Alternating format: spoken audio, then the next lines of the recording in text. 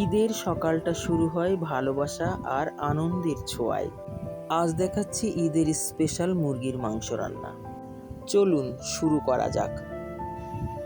প্রথমে মুরগির মাংস ভালোভাবে কুটে ধুয়ে পরিষ্কার করে নেওয়া হলো।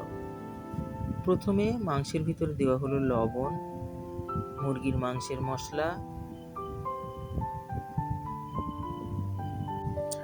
মরিচ গুঁড়া, ধনিয়া গুঁড়া ও জিরা গুঁড়া এবং শেষে দেওয়া হলো সরিষার তেল।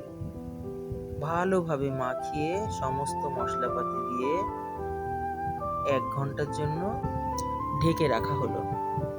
ফিরে এলাম 1 ঘন্টা পর রান্নার প্রস্তুতি নিয়ে চুলার পাড়ে। চুলার উপরে কড়াই তুলে দিয়ে সম্ভারের জন্য মশলা রেডি করে নিচ্ছে।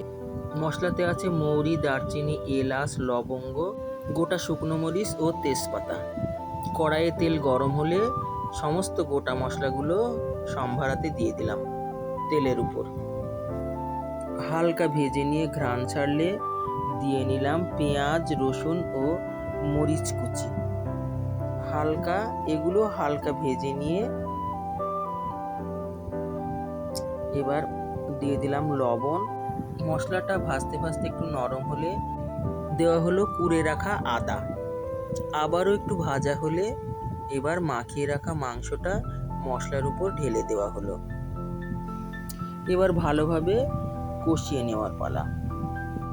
ঢেকে ঢেকে আস্তে আস্তে জাল কমিয়ে সুন্দরভাবে মাংসটাকে অল্প অল্প পানি দিয়ে কষিয়ে নেওয়া হচ্ছে। কষানো কমপ্লিট। এই সময় দেওয়া হলো একটা টমেটোটা দিয়েও ভালোভাবে কষিয়ে নেওয়া হচ্ছে। আবারও ঢেকে দেওয়া হলো। প্রায় রান্না শেষ হয়ে এসেছে। এই সময়তে দিয়ে নেওয়া হলো 2 টেবিল চামচ পাতিলেবুর রস। রান্নার শেষে দেওয়ার জন্য একটা স্পেশাল মশলা তৈরি করা হবে। ঈদের দিনের রান্নার জন্য এই স্পেশাল মশলা তৈরি করা হচ্ছে।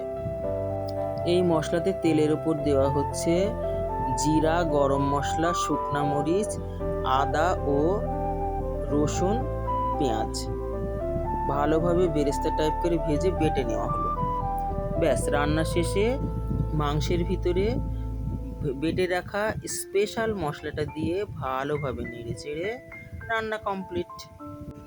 সকালের নাস্তায় গরম গরম চালের রুটি কিংবা মজাদার খিচুড়ির সঙ্গে পরিবেশন করা হলো সুস্বাদু মুরগির মাংস। একেবারে ঘরোয়া স্বাদের পরিপূর্ণতা। ভিডিওটা ভালো লাগলে কমেন্টে জানাবেন, শেয়ার করবেন আর আমার বাঙালিয়ানা ইউটিউব চ্যানেলটি সাবস্ক্রাইব করতে ভুলবেন না।